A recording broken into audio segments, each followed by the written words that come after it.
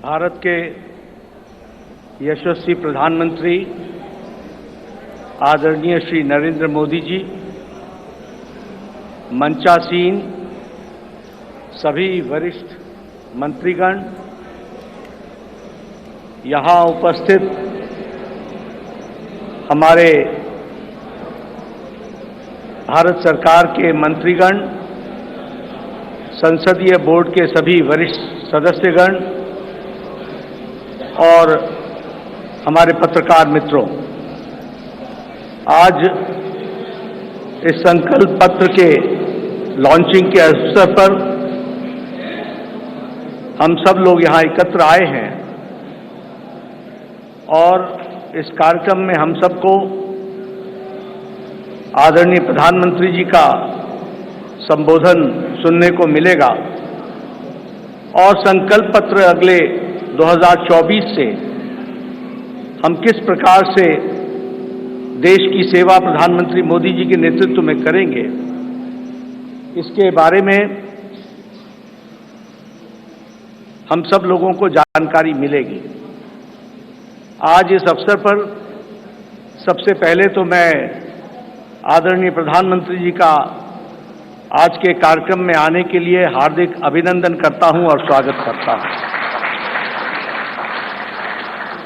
प्रधानमंत्री जी जब भी पार्टी की कोई भी गतिविधि होती है, उस गतिविधि के साथ वो अपने आप को जोड़ते हैं और जैसा मैंने पहले भी कहा है कि तमाम प्रधान प्रशासक होने के नाते जिम्मेवारियों को निभाते हुए पार्टी उनकी हमेशा पहली प्रायोरिटी रही है और पार्टी को वो हमेशा जब भी हमने समय मांगा तो उनका मिला है।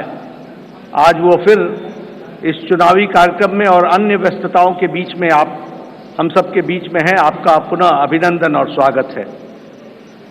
आज भारत रत्न डॉक्टर भीमराव अंबेडकर जी की जन्म जयंती है।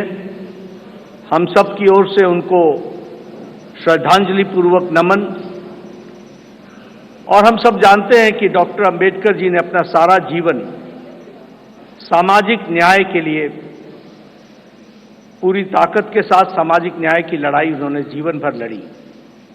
ऐसे डॉक्टर भीमराव अंबेडकर जी के रास्ते पर चलते हुए भारतीय जनसंघ से लेकर भारतीय जनता पार्टी हमेशा इस विचार को और सामाजिक न्याय की लड़ाई सत्ता में रहे तो भी और सत्ता में न रहे तो भी हमेशा इस सामाजिक न्याय की लड़ाई को हम सब लोगों ने लड़ा है। हम जानते हैं कि आज संकल्प पत्र को लोकार्पण होगा, लॉन्चिंग होगी,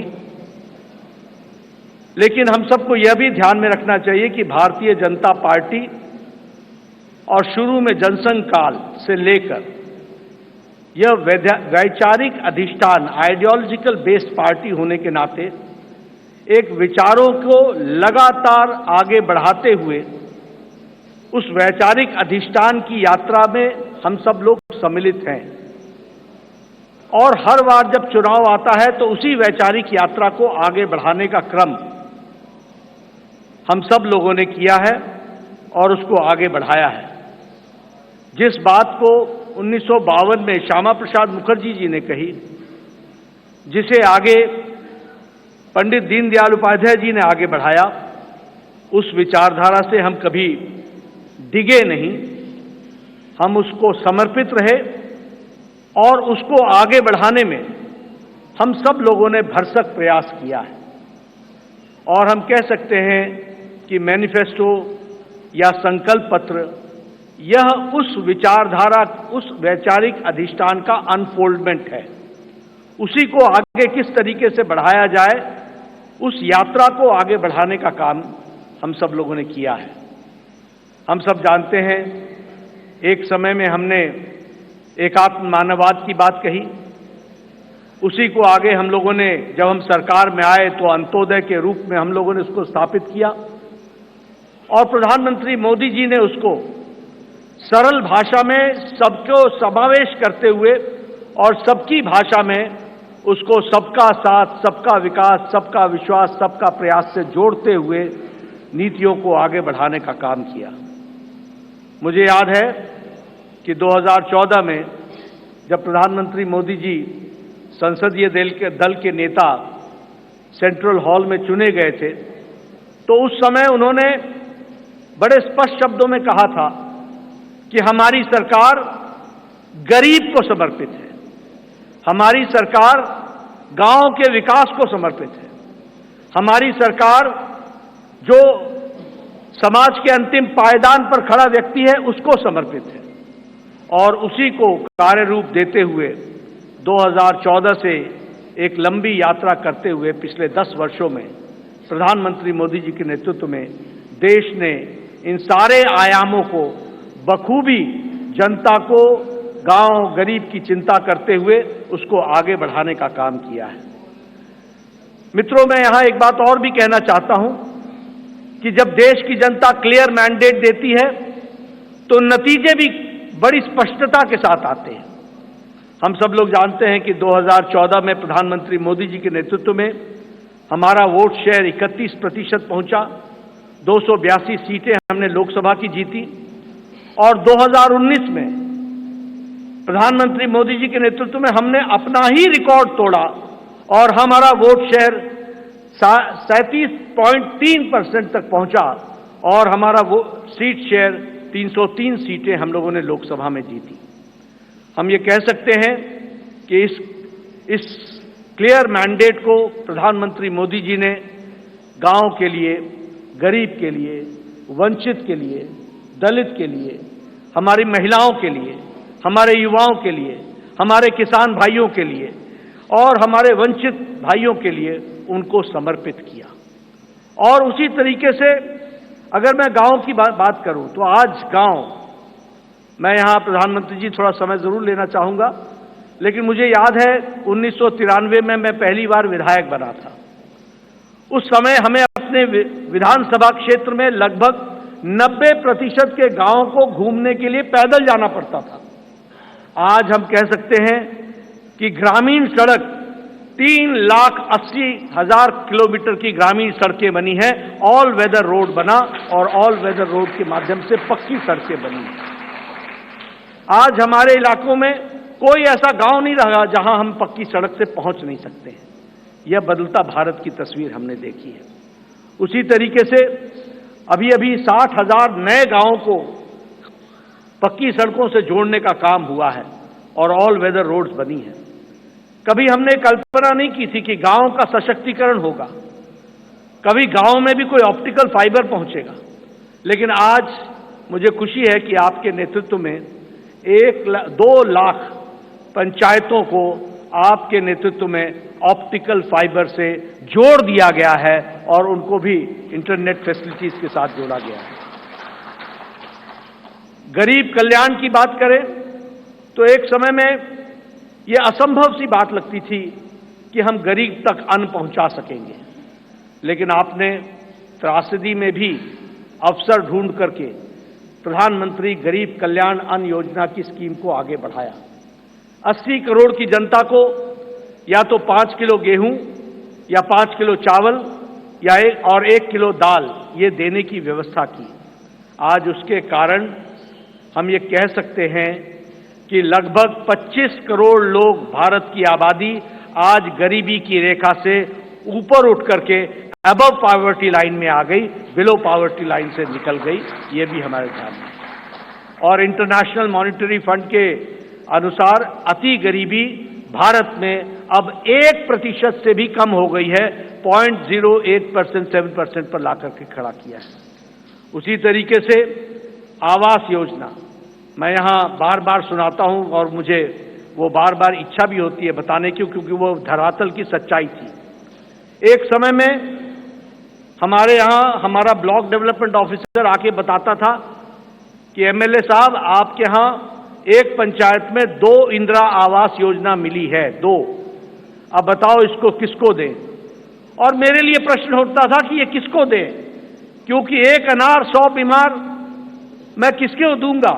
मैं बीडीओ साहब को कहता था कि आप ही तय करो कौन से मापदंड पर आप दे सकते हो। लेकिन आज 4 करोड़ प्रधानमंत्री आवास योजना में पक्के घर बन गए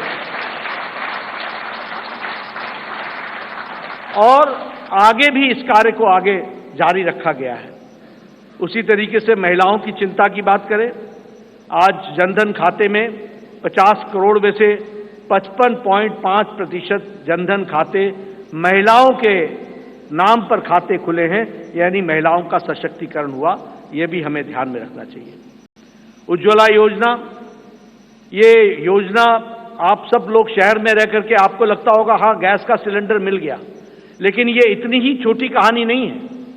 हमारी बहनें गांव में 5 बजे सुबह उठती थी, जंगलों में जाती थी, लकड़ियां काटती थी, आ करके चूल्हा जलाती थी, फूकनी से फूक फूक करके चूल्हा जलाती थी, धुआं को अपने छातियों पर लेती थी, रेस्पिरेटरी सिस्टम डिसऑर्डर होता था और आंखों में पानी आता था और घंटों के बाद वो जाकर के चाय बना पाती थी।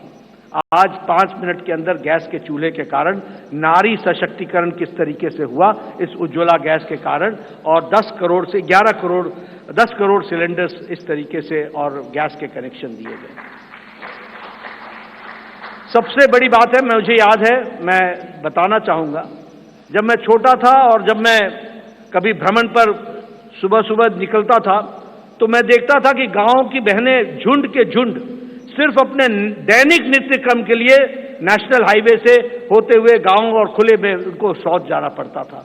दैनिक जीवन में अपने इस तरीके का जीवन देखती थी। सूर्योदय और सूर्यास्त का इंतजार करना पड़ता था। आज 11 करोड़ इज्जत घर बनाकर 11 करोड़ बहनों को इज्जत देने का काम और life with dignity, human dignity, women dignity, इसकी चिंता अगर हुई तो वो प्रधानमंत्री मोदी जी के नेतृत्व में हुई है, वो भी हम सबके ध्यान में है। जैसा मैंने कहा, आज हमारा वैचारिक अधिष्ठान, क्लियर मैंडेट के क्लियर रिजल्ट्स होते हैं और क्लियर मैंडेट आपने दिया, उसका क्लियर नतीजा निकला और वह नतीजा ये है, हमने 1951-52 में कहा एक देश में 2 निशान, 2 विधान, 2 प्रधान नहीं चलेंगे।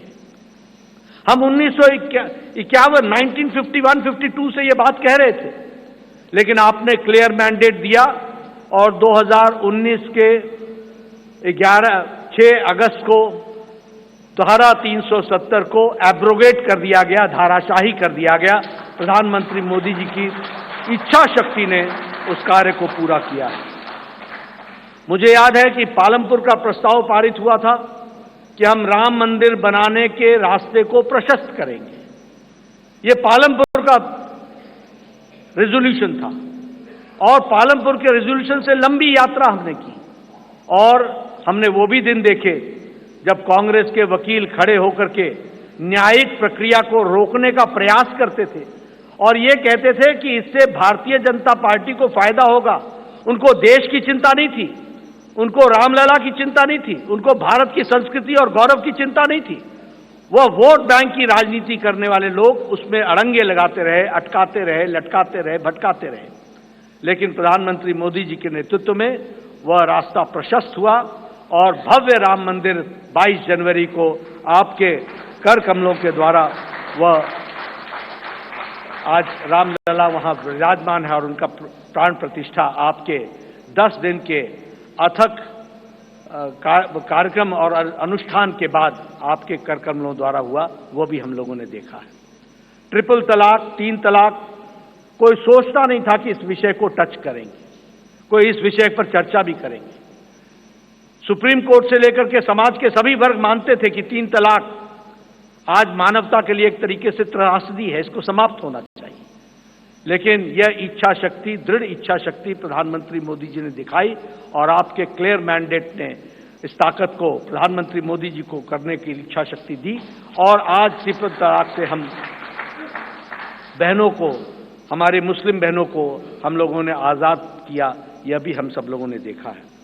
उसी तरीके से 30 साल से राजनीतिक कारणों से नारी शक्ति वंदन और महिलाओं का रिजर्वेशन पर राजनीति होती रही फॉर 30 इयर्स, 30 साल कोई कुछ नहीं हुआ। लेकिन प्रधानमंत्री मोदी जी की फिर से इच्छा शक्ति और आप सबका सहयोग 30 साल से जो कार्य नहीं हुआ वो 3 दिन के अंदर प्रधानमंत्री मोदी जी ने नारी शक्ति वंदन विधेयक को पारित करके, और अगली बार लोकसभा में 2029 में हम 33% सांसद हमारी महिलाएं बहनें होंगी, यह भी हम देखने वाले हैं।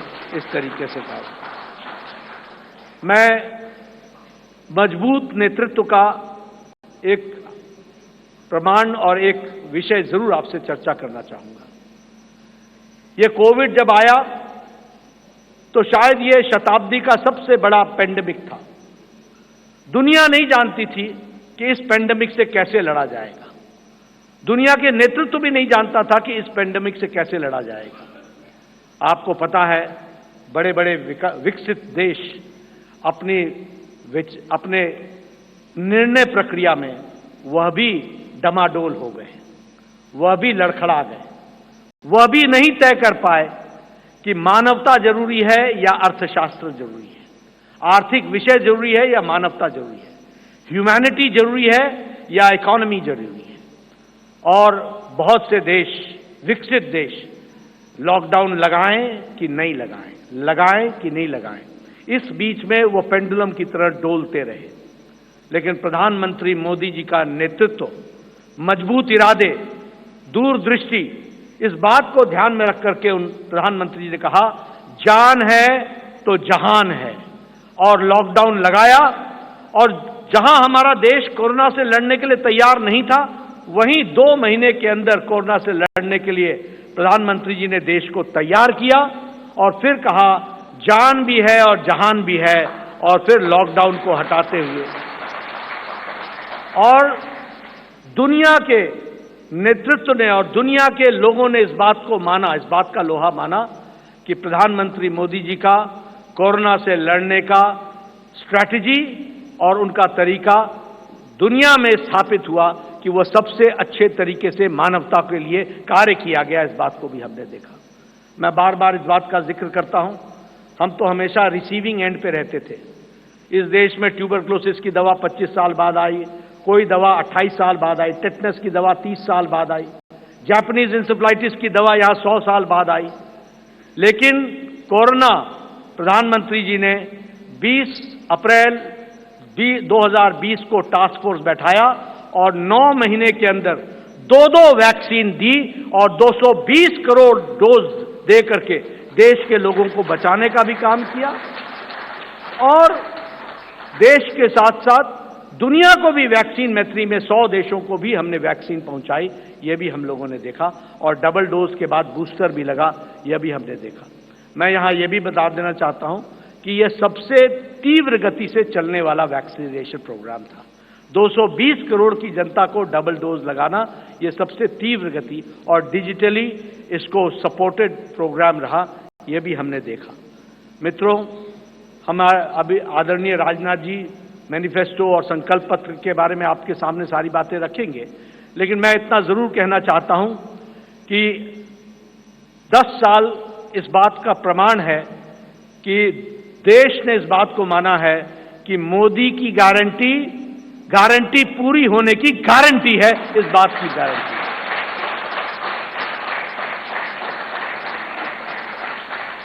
और यहां मैं स्वास्थ्य से जरूर जुड़ा हुआ विषय जरूर कहूंगा। मैं जब स्वास्थ्य मंत्री प्रधानमंत्री मोदी जी ने बनाया 2014 में, और जब मैं वर्ल्ड हेल्थ असेंबली में गया तो वहां हमारे बारे में ऐसा सोचा जाता था कि ये one of the following countries हैं, ये फॉलो करने वाले देश हैं। और उस समय बात चल रही थी यूनिवर्सल हेल्थ कवरेज की, यूएचसी की बातचीत चल रही थी।